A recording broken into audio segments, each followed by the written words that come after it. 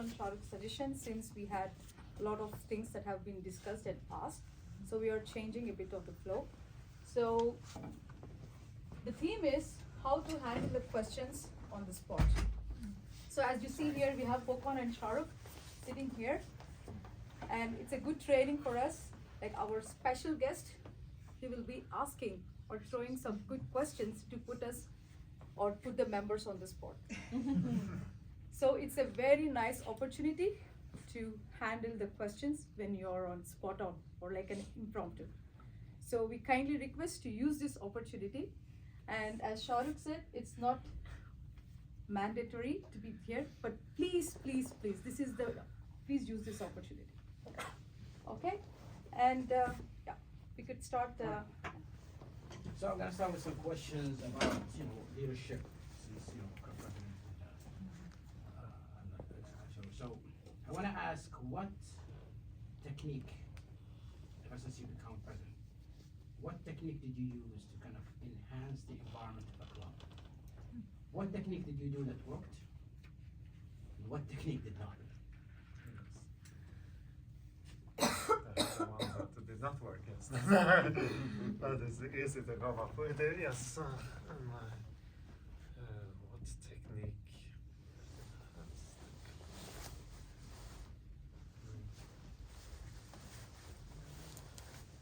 Yeah, let's start with the one that did not work. Sure. Yes. So I was thinking, my assumption was that okay, we need the club officers, the board. They are the one that will need to be committed. They will need to be aligned. So what I learned from management technique is like have a regular schedule a regular meeting. Get to know all of your board and how they're working, what their motivations are, and to get them to work. To get a good team, to get the vision going. And that was, in the beginning, it was very, we got lots of good value, lots of communication, lots of, we scheduled them in the calendar. We kept going on them. And we're like, okay, what do you, what do you get married, Margarita, etc. With a good conversation, good alignment. And then after a while, it sort of fell off with this strict schedule because yes, the one key thing to know is Toastmasters is for fun. So if you put too much overhead and things like this, it stops being fun. So that's the key learning for me as president. One thing that did not work. Yes. So the balance is you have to balance between following the rules and also making it fun. Too much strict, people are gonna hate it. Also too much fun, then people are not gonna love you. So my question to you. Now something happened in my district a long time ago, and I want to see if let's say somebody either in your club or in your district, whatever, comes to you and say somebody in the club is harassing me. How would you deal with it?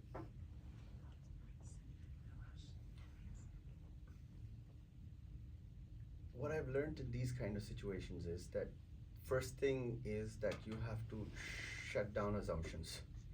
It's not that easy. So you hear the person out. And then you've got to understand the intensity. The second thing is the intensity of that harassment, because maybe it's a misunderstood joke. But again, even in that example, there's an assumption. So you've got to really close your mouth and listen, and then pause. And pause has a beautiful thing when you're trying to listen. You don't react, they give you more information. Yeah. So then you learn what's the thought behind it. In the case that I was, it was because the person was asking for the members to pay for his services. So it went into the discipline committee and all of that. So, but one thing that we kept in mind, all of the trio and the director, the division director, was that, look, was this an understanding or was this not? We don't have that. So we heard all parties out, and then we took a decision accordingly. But unfortunately, there was some things that we discovered. So we kindly just said, okay, you're not going to be, because it was like expected that that one individual will be the outstanding Toastmaster of the year. Okay. Didn't happen. He walked out of the division conference at the end. And the worst thing was, it was not my decision, but the trio and the division director and everybody said, you know what? We're not going to tell him. And at the end, they made him work. So it was not handled as I would have, but I just told him, and if he had a reaction, that was his choice. So with that example, the approach is listen, understand without assumption, which is very hard because anybody could have experienced anything. And then let the team decide. That's how we did it here. All right. Any questions from the group? Yes, please. Yeah. This one for you, Sharif.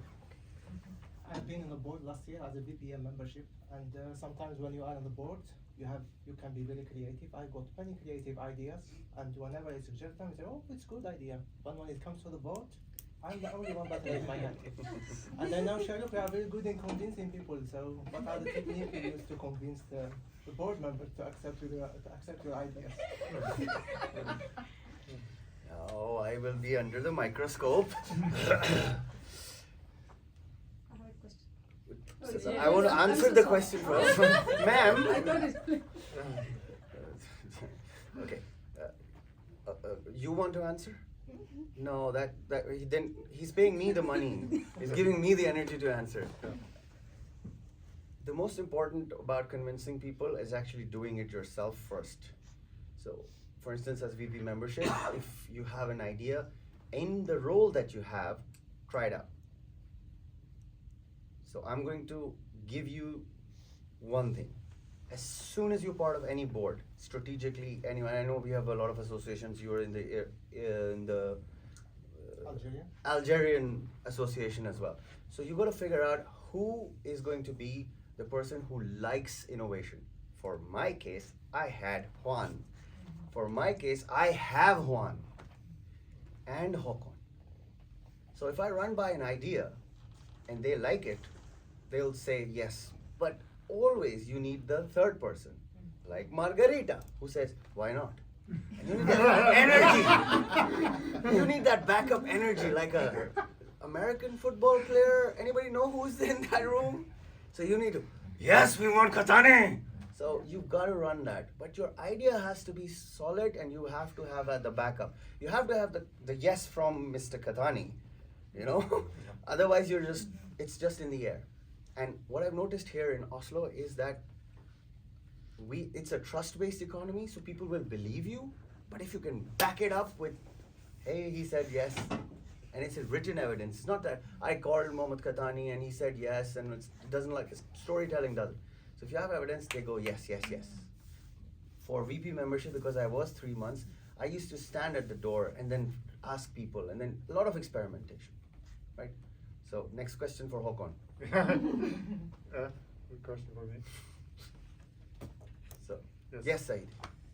As a president of Oslo Toastmasters, how do you make sure that the members have both fun and also learning at the same time?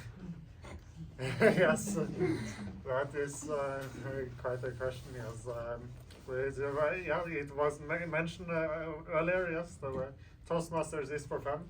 Some members here, they are just here because they want to have a good time, and I don't want to judge people for this. So it's that is their motivation for joining, and many of them spread good vibes into the meeting, and that is I think. I created yes my project a few last year when I was VPPR. I created this thing called a themed month. This is a month where we do some where all 4 meetings or 5 or maybe February can be 3. I'm not sure if it is 3 Thursdays in February, but all meetings will be about something. The first theme month we are running was evaluation month, and when I designed the 4 meetings, I tried to have something for everyone. I try to have something for the experience, something for the new people that are trying evaluation for the first time, and something fun as well. That I did with the other themed months as well, and other people are running themed month. I saw Mohammed mention debate. Yes, we were having a debate in 1 month. It was called Practical Table Topics. We were like, okay, no more silly table topics for the month. We are going to have only serious questions about the economy and politics and Trump. And then we ended with the bang of a debate as well. Yes, and that was a lot of fun. We also learned a lot about different things. Yes. Tag someone in. Any other questions? Who wants to come here? Yeah, Who wants would to- anyone want to switch? Oh, we have a question here. Raphael.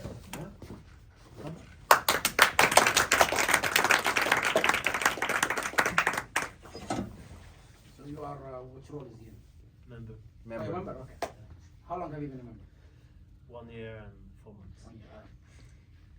What do you, okay, honestly, and be completely honest. What has improved in your life, whether social, personal, or work? What has improved in your life ever since you joined Toastmasters? Confidence. Okay, elaborate more. One word answers. You must be living in Norway. I mean, like, just give us an example of, Yeah, of course. of something that you learned in here that you took to the real world and actually works. Yeah. Concrete example, it was at work. I had to do a webinar on my product because I was managing a project. So I trained here before. I did my speech here and then I did it in Wow, a webinar. So it helped me be confident in that. And also being there here regularly, it's now I feel I can tackle any challenge when it comes to speak publicly. Okay, other than speaking, anything else that you actually found that you can actually do, or actually learned here that you can actually do out there? But before Toastmaster, I believed that I could do anything. So Now I can do anything more.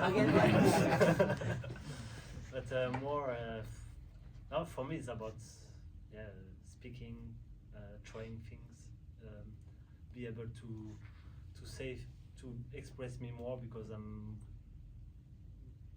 quite introverted, and so it's helped me being more open and more expressive. That's fantastic. Please give me a hand, everybody.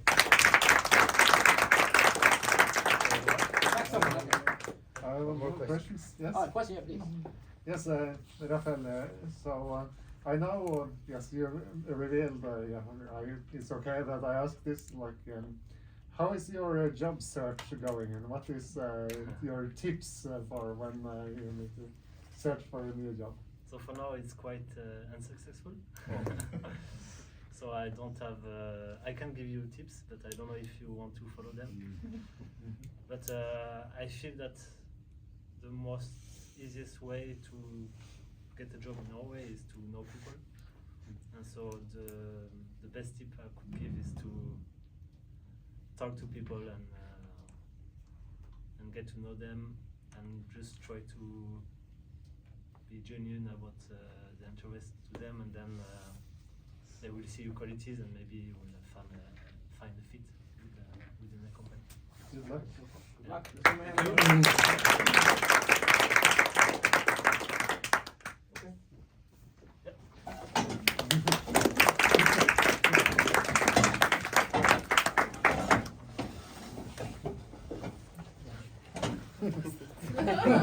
Alright, you. How long have you been a Toastmaster? Since October last year, actually. Okay. So, before you even joined and you heard the word Toastmasters, or whatever, what came to your mind, and be honest? Because, okay, like, as soon as I heard Toastmasters at the beginning, I thought, okay, this is some kind of cult or something. That was my first impression. What was your first impression you before you joined about Toastmasters?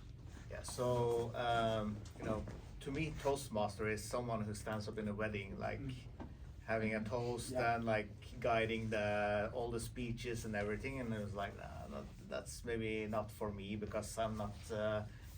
Of course, everyone wants to be good at that job, but I was like, okay, how often do you go to a wedding, and how often are you offered to be a Toastmaster?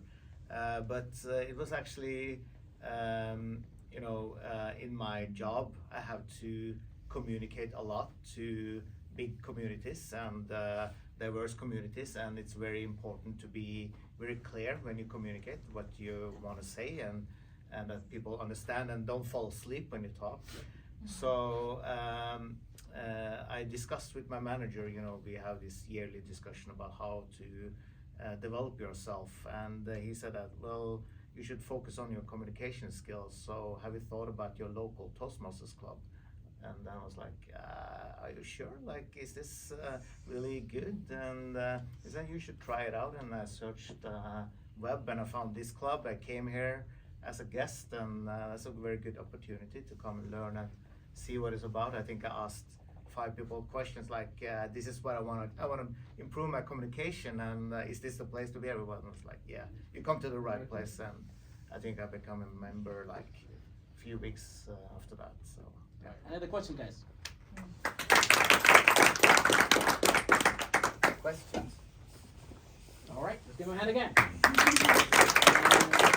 That's someone else. Okay. Yeah. Pick someone else. Pick someone. Pick someone. Okay. All right.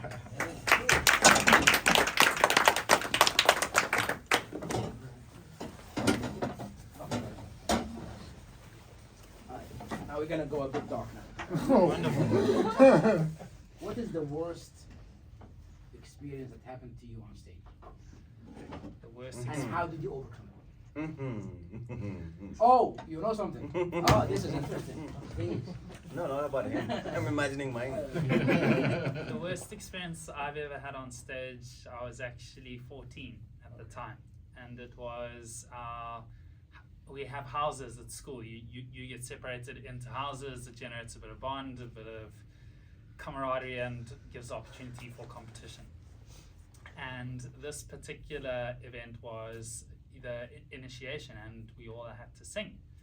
And fortunately, I was a good singer, maybe am, and I was singing a song. I forget the name at this point in moment. And halfway through, I forgot the words. Complete blank. And I stood on stage for 10 seconds, spotlights on me, the parents there, everyone's there. And then I just flipped the page and started again. So you recovered then? Yes, completely blanked. However, you have to finish the song, Yeah. and that's what needed to happen. It was a performance. The show must go on, and that's how you accomplish the end goal. And did it affect you afterward? It did. It definitely did. I clearly made sure that preparation was necessary going forward, so that you actually knew the songs, and even if you flipped the page and skipped one, it didn't upset the performance. Yeah. Well, that's actually good, because I know people, when that happened to them, they said to themselves, I would never step on the stage again. That's it. It's good that you know, okay, mistakes happen. Let's just come back again. But that reminds me of someone who actually said this, that, oh my God, because he went on stage and he was booed, everybody hated him, and he went off the stage and he says, no man, I'm never doing this again. But then he did. Became Barack Obama. Yes. I have something to add. My son Felix, he plays piano very well. And of course, piano, when anyone starts on stage, he has some faulty plays. And he just say, yes, continue, because the audience will notice anyway. Yeah. It's the same as table topics Yes. and everything else. Yeah, that's exactly right. Yes, that's exactly right. Sometimes when you're on stage, you feel like people are noticing your mistakes, but if you do it quickly, they don't. 90% of the time it won't. Yes, your best friend or your speech practicing person or Margarita will notice education and then remind you, that was a mistake, right? Yes. All right, any other questions? Let's give him a hand. Back someone. Back someone. Yes. Nice. Ah. All right, amazing. Okay, thanks. Maybe for founder. Have you taken any roles in the club or not? Yes. What you are? Oh no, just member. volunteering. I'm Oh, a you're a member. member, okay. Yeah. So, Volunteer with the roles. hopefully next year, if you would run for any of the offices, Oh, yeah. president, Yes. education, membership. Yes. Listen, let me finish the question. Which one do you think you can excel at and why? Or which one would you like to do? I'm not saying you should run, I'm just saying if. Could you repeat the roles? Because Okay, I don't so know. I was about to whisper to her. No. So you have the president of the club, Okay. you have the vice president of education, Mm. who's in charge of telling people what, like which project to do. Vice president of membership, who's in charge of like welcoming people in, and vice president of public relations, who's in charge of promoting the club online, on like social media, whatever. And then the treasurer, who keeps the money, whatever. And then the secretary, who just keep, Keeps the peace. keep the peace. And then the sergeant at arms, who just make sure the room is actually safe. Okay. So while you were mentioning the roles, the first thing that came to mind, or that I felt this I can do, is actually the membership part. Okay. I would gladly call people up. Interesting, when you said calling, a lot of people, I could see your faces. Yenting, you're like, calling? In Norway? They don't call, because that's like Like too much, yeah. this is Norwegians. Someone's calling, and they're like, Why is he calling? we just wait until it's sort of died. But I don't mind calling, and I do get curious because I notice people in the club, and I don't mind asking, hey, it's been a while, are you okay? But also because I have had that experience, whether it's Margarita texting, hey, I haven't seen you in a while, are you okay? It makes me feel seen, included, and needed. And that is one of the reasons I am part of this, because I know what it feels like to feel sometimes lonely and to feel bored as well, coming from living in the UK and moving back here. And so I know I would definitely be creative in that part, and also warmth in including people. Wow. So I I think think excellent at it. Yeah. the membership. No pressure, but I think you Yeah, Any other questions? Okay, pick somebody. That's well said. Yeah, come, let's give it a hand. By the way, I'm running out of questions, so if you guys have anything, please. It's pressure. No, but can I just say, because Saiti is so cool with all the things that she's done and in preparation. So it's amazing. And so for you to do this and in such a way as if you've known us and as you've been part of us, so it's amazing. Thank you so much. No All right. pressure, Saiti. Okay, a personal question. Are you married? Yeah. Okay. Is your husband in Toastmasters too now? You know. Why not? One of the things that no, hold on. One of the things that I struggle with is my wife hates Toastmasters. Absolutely hates it. Imagine if your spouse is against Toastmasters. How would you balance it? Like, how would you make sure that you still continue your journey and also keep the peace at home? Yeah. Sure. Maybe I'll explain a scenario. Oh, okay, go ahead. If at all my husband, he doesn't like me to go to the Toastmasters, I just sit beside him and say, honey, lately we have been arguing a lot. So I would like to improve myself, and also so that I can communicate with you in a beautiful way, and also I can teach you some techniques of communication. Make it about him, yeah. Yes. So this is how I develop myself personally and professionally, and also I will learn to deal with difficult people. Someone like you. Of course, I would say that, but I'm just telling it. But you think So You're thinking it, yeah. But you think it, yes. So in order to have a proper communication when at high stakes, so this is very important for me personally and also professionally. So I hope you understand. If you really want to be good, so you can also join the Toastmasters. But what reality happened in my life was that my husband started being a Toastmaster in an event with 100 or 150 people beside me. He came once and he took that as an inspiration and he started being a Toastmaster already in big. Like it, wow. But like I like your technique that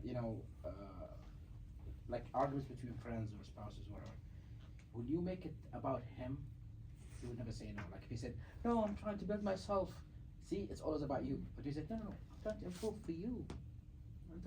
I want to learn how to communicate for you." When you make it, it's all about him. You're like, okay, now it makes sense. See, like men are like easy, by the way. Like like we could be like tricked so easily. So let's give a hand, everybody. And then I can go and someone wants to switch. Yeah, but choose. Oh, okay. Choose. Dennis, please. Dennis. Why Dennis? Anything? Great technique. Kissing tongue. Okay. So, how long have you been a Toastmaster?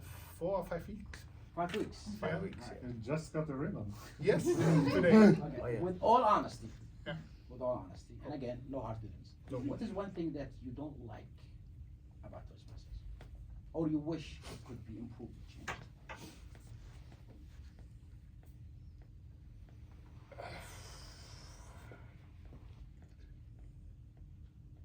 It's a good question. From the top of my mind, after 4 to 5 weeks, I don't miss anything. Okay. And I will tell you why. Because I have also been traveling around countries for the job. I have a lot of friends, but no close friends. Mm-hmm. And when we come here, we worked in Stavanger and had a close group. And then the pandemic hits, and they have gone back to Germany. I've stayed there a little bit, and then I have said, even because of the weather, the Norwegian know why, we go to Oslo, because we have here 2 friends. And actually, it's still quite hard for me, why ever now, to approach people. And I must say, the 4 to 5 weeks here have given me the self-confidence which was going down, that I can speak in front of people, feeling safe. Have currently also a little bit depression because of that. So but I'm feeling safe doing this one now directly. So, and during I have speak, I was thinking a little bit also, but actually it's nice to have a group which supports me, who I can give back to. This is really important for me also. I like to give things back. Yeah. So maybe the next time we meet I can tell you something. Okay. Can I add something to this? I remember one of the members saying this, that coming to Toastmasters is the highlight of my week. And I was really moved by that. I was like, I sometimes complain and says, why every week? Come on, give me a break. I mean, I don't, and then I miss out. So I have FOMO, Yeah. fear of missing out. But it's, as you also pointed out, and I have to remind myself that it's not about me. Just by being here and sharing a story, it becomes so important that, yeah, I get out of the rut of my head, or I get out of my head, and then I show up here. And how much just the presence is so important. And they say in English, there's a thing they got, presence is essence. Yes. And that is what helps with my anxiety and depression and all of that. And you would not know by looking at someone nowadays that he cannot have anxiety and depression, or she would never, go through this. It's funny. Like I was in the convention once, and and this like American lady, and she's a regional director, which means she's in charge of 5 districts, right? And you would see her, and you're like, oh, she's really poised, whatever. And somebody told me her story is that she actually took some pills. She was gonna kill herself. And then once they took her to the hospital and they were able to save her life, a nurse told her, I think you should join Toastmasters. And she actually recovered from, like, she was like deep depression, and then she continues her journey, and now she's leading like a bunch of clubs and a bunch of districts. So yeah, sometimes don't underestimate the value of having people around. I need it. Yeah. I need people around me, and that's You why have it to have was people really when around. I've seen it, boom, directly. I know some people like you might, oh, I'm an introvert, but no, you need people around. Yeah, about that, once a student asked the same thing, why do we need people around? So I just got up and it was just at the spur of the moment. I said, well, you know, we're designed in a particular way, you know? So when we do this, we have to build connection, and it's natural. This is why we can shake hands and connect with one another person. And it's so important that we do that. And afterwards comes the hugging bit, which I like. Yeah. Toastmaster, we're huggers. No, not everyone. Let's give him a hand, everybody. Alright, last one. Morgan. Okay, we'll do Morgan and then we'll do you, okay? Okay.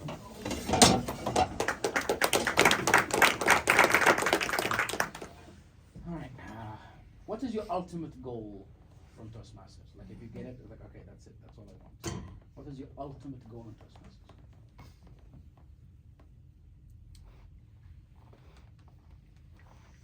I think when I started Toastmasters, it was because I had fear, real fear of public speaking.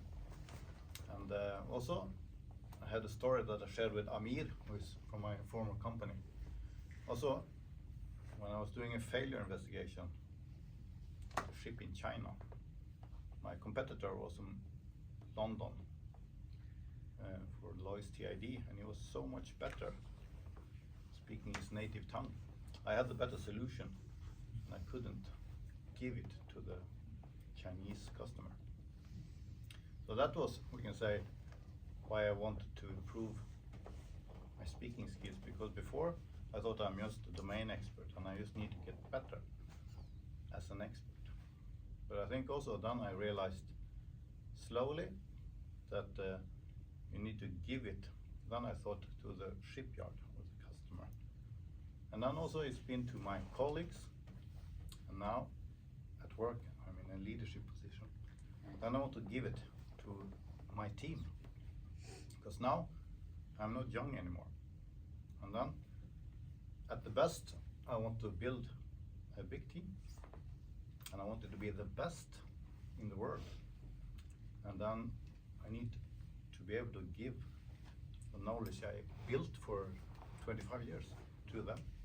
And then also I think to leave a legacy at work is really important. And also to give back to people, it's also really, really fulfilling. And that I think will be the best experience I get out of this. I totally agree, especially about the giving back part. When you see people who's been in Toastmasters for like years and years and years, and like I think, why the hell are you still here? You know, just like haven't you done enough? One of the great things about this organization is it teaches you it's never about you, it's about the group. Mm-hmm. So even though you might think that you got everything, it's time to reach back and help and start helping here. Can I say yes. one more thing that I saw on YouTube when I watched your speech is when you talk about the type of expert or engineer I am, you put your finger on the nose and you say, Yeah. And this is sometimes as me and some of my best colleagues talked before, and I have seen in big meetings that are really important that the customer is almost falling asleep. Yeah. But now I'm starting to look at the customer, and I'm also adapting myself so I don't put him to sleep. And I think that's also really important. And I think you showed it in that speech, and I think everybody should go and watch it. It is amazing. Thank so you thank so you. much. Thank you. Let's give him a hand. All right, last one. For the time. Let's give her a hand.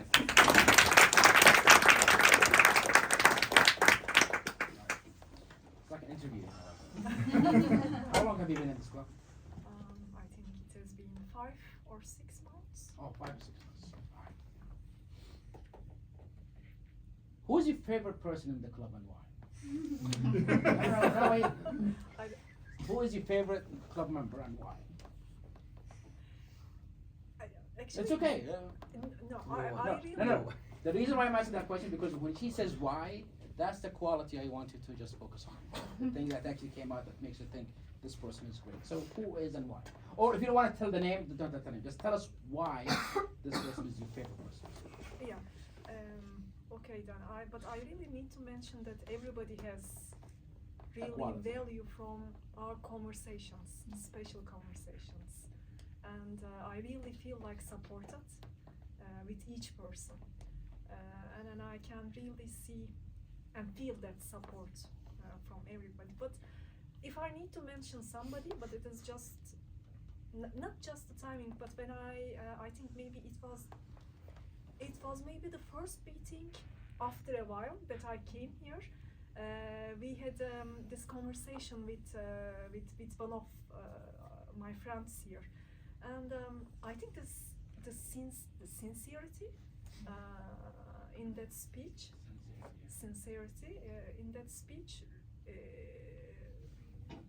make me follow up with my process here. So. See, the key words here is like I think you were mentioning speak from here. it should be your own story, and you really need to put your audience or the other person first. So I think I got that feeling. Let's give her a hand, everyone. Thank you. All right. Toastmaster today. The floor is yours. Thank you very much. Thank you, Shahrukh, and thank you.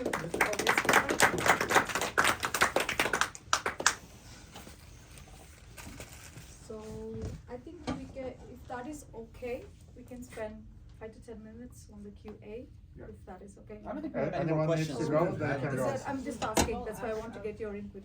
Okay. I'm done with questions. Okay? Yeah. Okay, I think yeah. we're done with questions. That's what I want to check. Yeah, okay. So then I think I will hand back to the president, and thank you so much. Thank you so much. Thank you so much. And then that leaves us not to the next meeting. But, as I got informed, I made a mistake, and I want to apologize. I got another member that hasn't received his red ribbon. He has been here for a while, and it went through the crack, so unfortunately. So Amir, can you come up and